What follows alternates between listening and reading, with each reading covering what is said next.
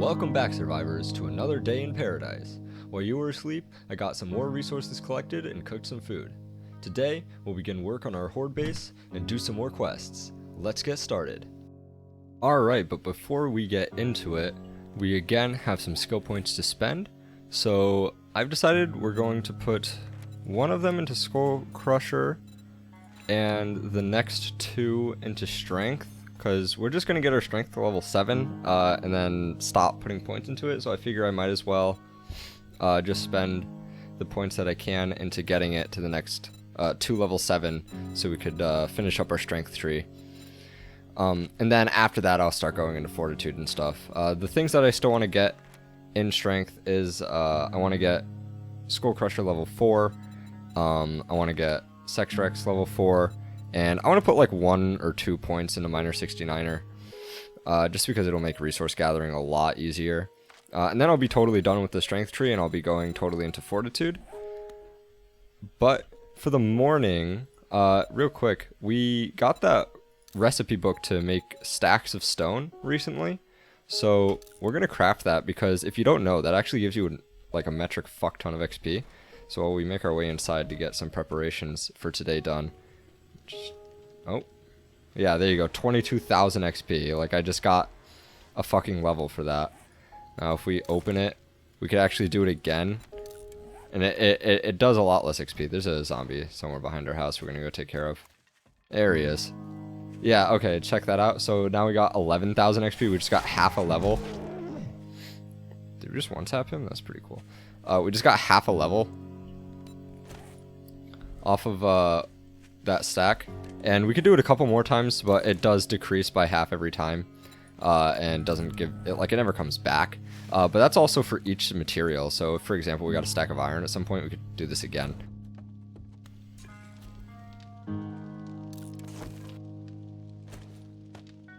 Alright, so I'm making up some arrows. As I said, we're gonna spend today starting to frame out a horde base. Now, we are going to have to collect some wood, because I am pretty low on wood. I've only got 600, and when we make like 100 frames here, that's going to run us... Oh, never mind, I forgot. Frames are actually kind of cheap. So we could just do that, but we are going to grab a little bit more wood, because we're going to have to upgrade some stuff.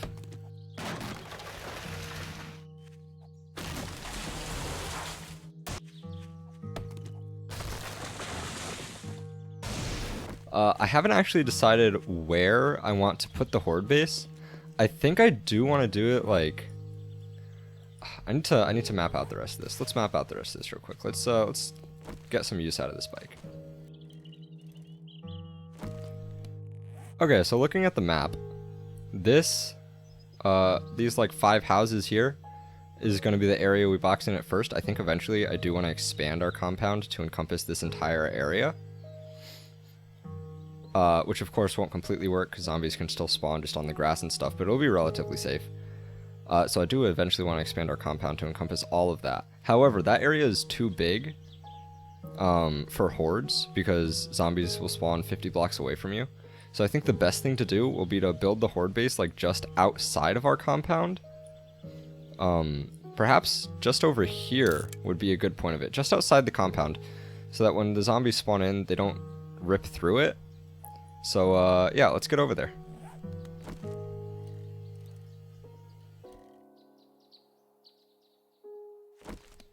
Yeah, I think just out here, close to the road, would be a good place, because it gives some decent distance between us and the last house. So I think at most they'll probably get stuck on that fence. So it shouldn't be too bad, especially if we build it just out over here. But first thing we're going to have to do is just clear out a bunch of these trees so we could actually have some sight lines. And let's do it.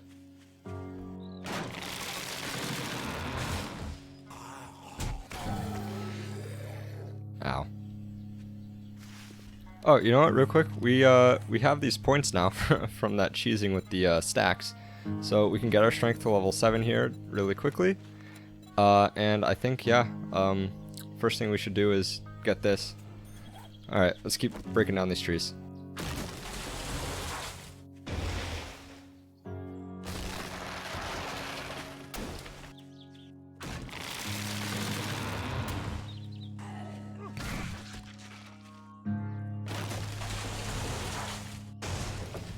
Alright, that I think should be good for now. So first thing we're going to do is start framing out the fighting position. I've been sort of designing this base a little bit. Sorry about that. I've been sort of designing this base a little bit in a save that I've got going with a couple of friends of mine. So I've got a pretty decent idea on how I want to do this. So I designed it for multiplayer, but I think that the design should be easy enough to modify for single player. And I think it should actually work fairly well. So let's get framing. Shit.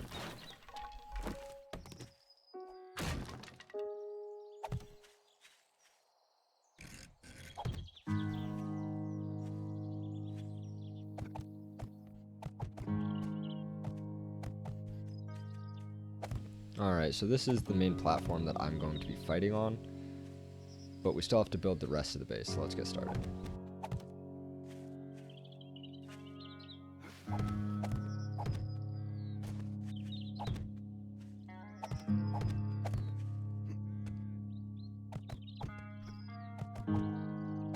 Alright, so here I'm using these railing blocks. This is because you're actually able to reach through them, so it's good to use them for the front of your fighting position, because then as you're upgrading it, you can still reach through to upgrade the blocks inside through them. Okay, so I think you could see it starting to take shape here. So this is of course where we're going to be standing. This is the stairs that the zombies will take up. I made 3 of them because I found that in prior versions of this base, having just one sort of made it like they would beat it down and then they just break their own way up. So I figure having 3 would make it better, and I'm of course going to reinforce the shit out of these. Then they walk across this tightrope. There's going to be a pit down below that they have to jump their way out of, and that's to prevent them from, when they go into destroying everything mode, just smacking on the stairs even further. It also gives a place for cops and demolishers to explode without damaging the actual structure of the base. Then you could also see the fighting position is beginning to take shape. Now, I want to... So the reason these bars are here is so that when they start crawling around, I can still see them and shoot them. But I've also found that if I use, you know, like a gate or anything like that to go here, they'll still be able to, like, crawl inside. And of course, we don't want them to be able to start crawling inside. And I've seen some people use this block here, rotate it like that, and supposedly that helps them not be able to crawl in as much. But then of course that makes it so you can no longer see the guys in there, so you have to back up pretty far to still be able to hit them, which I guess isn't all bad. But I do want to see if there is any blocks that'll let you shoot through them and still prevent them from coming through. Can they get inside of there? They can. Okay, so that's an issue. We don't want them to be able to fall in. That's another problem, is if they crawl up on top and then they fall in, that just makes them even more of a menace to deal with. Let's see. Yeah, I suppose we could just use that catwalk plate block and just kind of see how it goes. Alright, so I'll put that there, and then we got to work on this side of the fighting position. I do really like these gate blocks. I think they look pretty cool. Should we make it wider? I feel like it doesn't make a whole lot of sense to make it wider because they only have that one block that they can stand on. So we really only need to make it this wide. I guess we could probably use these blocks to make a, like some way that we could toss stuff down onto them when they're in the pit there. What about that? Do you think they could... They might try to jump to that, so I might not do that. Just think it looks kind of cool, you know? Yeah, that does look pretty fucking cool. Maybe we just expand the bumper here. Yeah, that looks pretty fucking cool. And then we just toss in...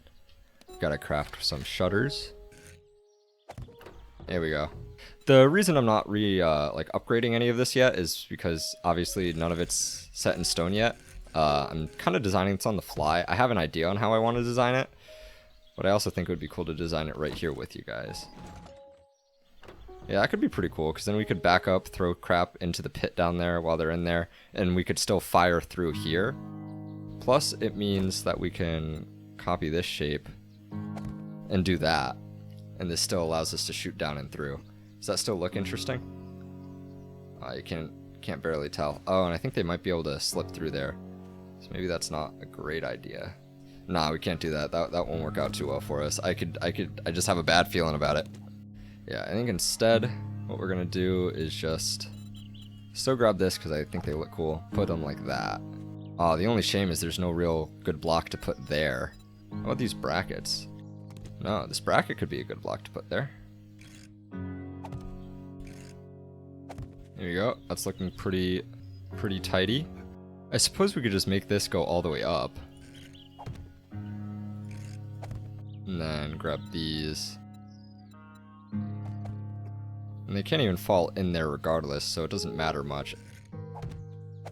Just like that. Alright, and so that's pretty much the fighting position. I feel like that'll hold out a long while, because of course the real blocks that they're going to be smacking on is this block, then this block, and this block. And then these two blocks as well are, for the most part, what they're going to have to beat through. And then a strategy that I've seen people use that I feel like makes it kind of a lot easier to use this base, or use these kinds of bases. Is it one block up? I don't know. I've not really done this before, so I'm still kind of experimenting.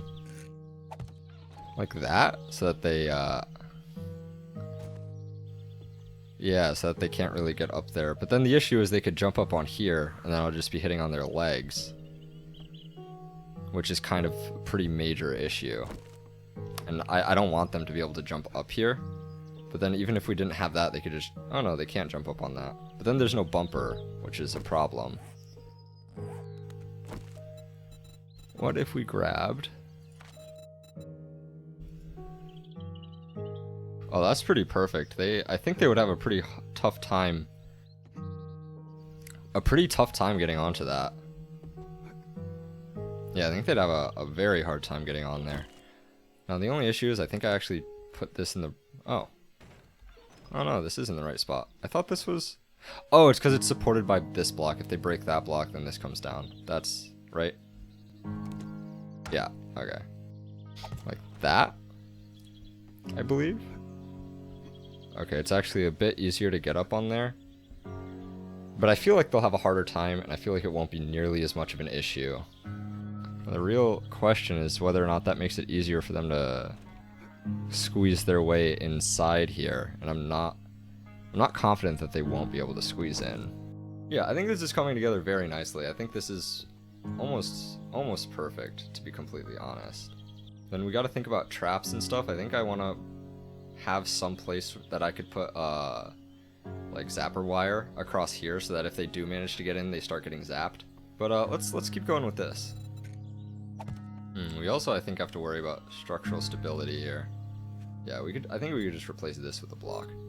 And just have this go down, honestly. And they're only going to be falling here, so it doesn't matter. This will be the edge of the pit anyways. And does that restrict our visibility of the pit too much? Oh, it kind of does, huh? But we couldn't get anything down there anyways. We still haven't designed in our way to throw stuff into the pit, huh? Which is important. I don't know, frankly, I think this should stand up to our Day 7 horde, just as it is. But I do also want to check out the trader that we unlocked today as well. And it's starting to get late into the afternoon. So I think I'm going to run home, put stuff away, and we'll get going to the trader. Alright, we've dropped off all of our stuff. We've got our things ready to go to the trader. Let's get going over there.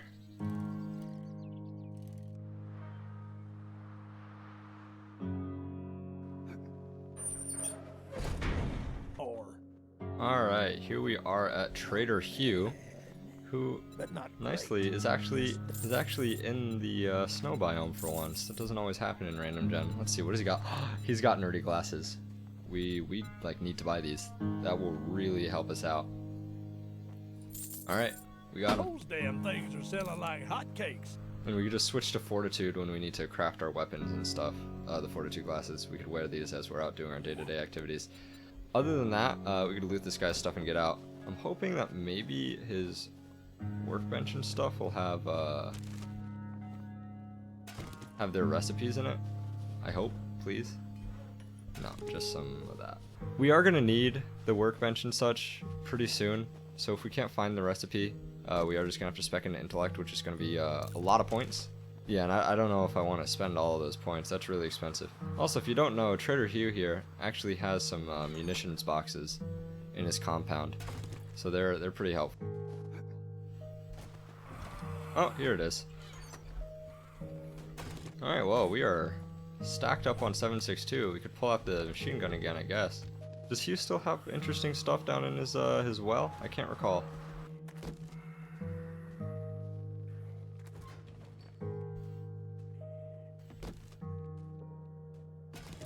Alright, that was the underground area. I was really hoping the chem station would have the recipe in it, but it does not appear to have it. Alright, honestly, in that case, let's get home.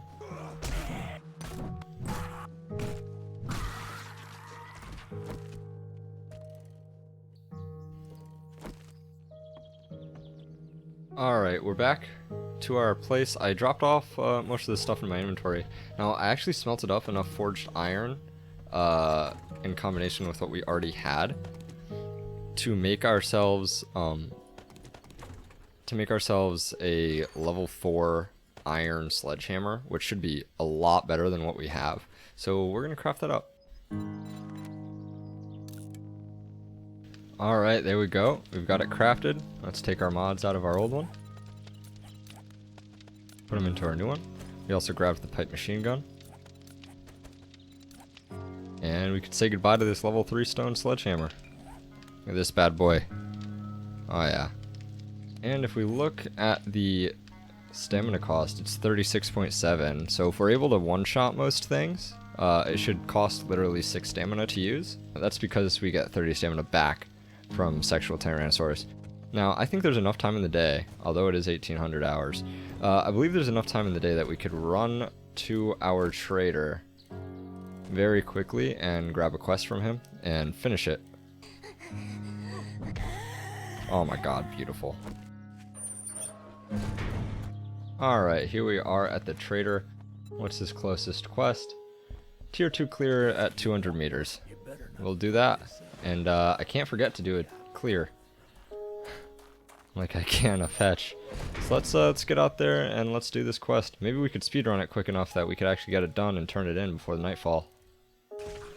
Alright, here we are at the car lot. I have not yet done this POI on the playthrough, so I think I actually am going to do a quick run through just because these car lots can have the they can have the boxes that give us like car parts or car part recipes, which would mean that we'd actually be able to craft ourselves like a mini bike and stuff, which is obviously something we really would like to do. Can we shoot through here? No, of course we can't.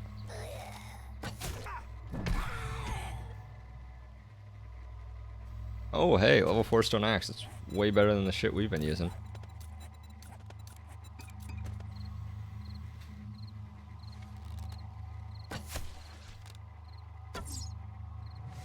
Where did that even go?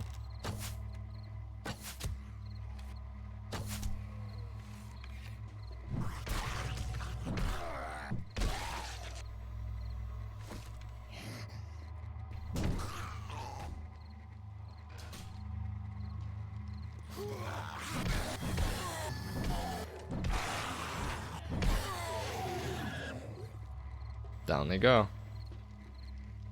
Oh, hey, here's the final loot. Okay, that's kind of what we wanted, really.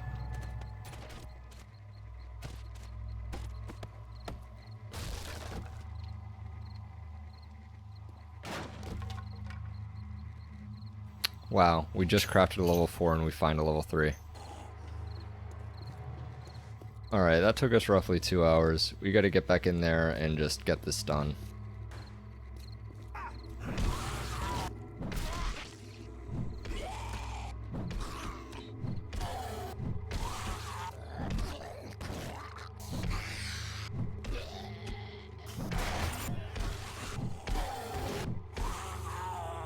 Alright, that's the clear. We'll loot the main loot real quick and then we'll come back if there's time after nightfall. Definitely gonna switch to that.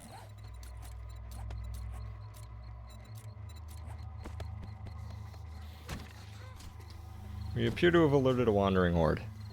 Of course, a level fucking 5 iron sledgehammer. Again, directly after I craft a level 4. How much better is it? Oh no, this one's actually better? Question mark? Oh. So it's actually, mine is a little bit better. But we could put 3 mods on that one, which we can't on another one. Well, let's see what the total damage is.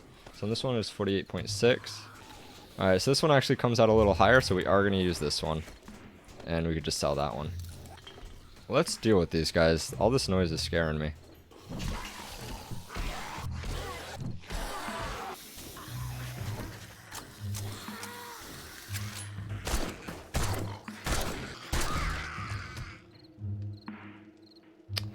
Alright, that's them dealt with.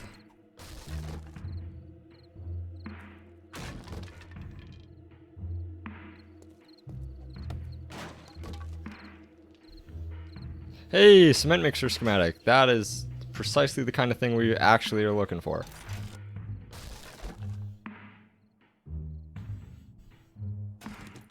Alright, this is actually fucking bullshit. Day after I craft it, I get 4 extra fucking sledgehammers from loot. That is absurd. Alright, let's hopefully hurry back to the trader. We've got 20 minutes to get there before nightfall, which shouldn't be too bad. Alright, here we are at the trader. Now that you did the job. Let's grab the first aid bandages, which are just going to throw themselves on the floor. And we'll throw them just some of the extra bad shit just to like save some time here. Careful out there. Are you kidding? Did my fucking money fall down behind his counter? Oh my god, and the goddamn trader closed. My cash fell behind his counter. I didn't even get paid for that job. Well, that's what we get for trying to do this so quickly and with such a full inventory. Oh, Christ. Alright, let's get back home.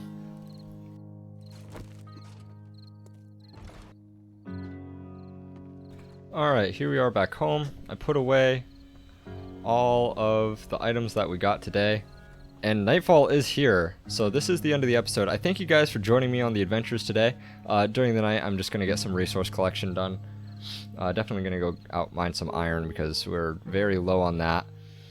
We can make cement mixers now, I think. Oh no, we need the workbench to make one, so we can't even craft it because we don't even have a workbench. Well, hopefully we find the workbench schematic soon, or we just get enough points that we can unlock it. But until next time, thank you all for joining me.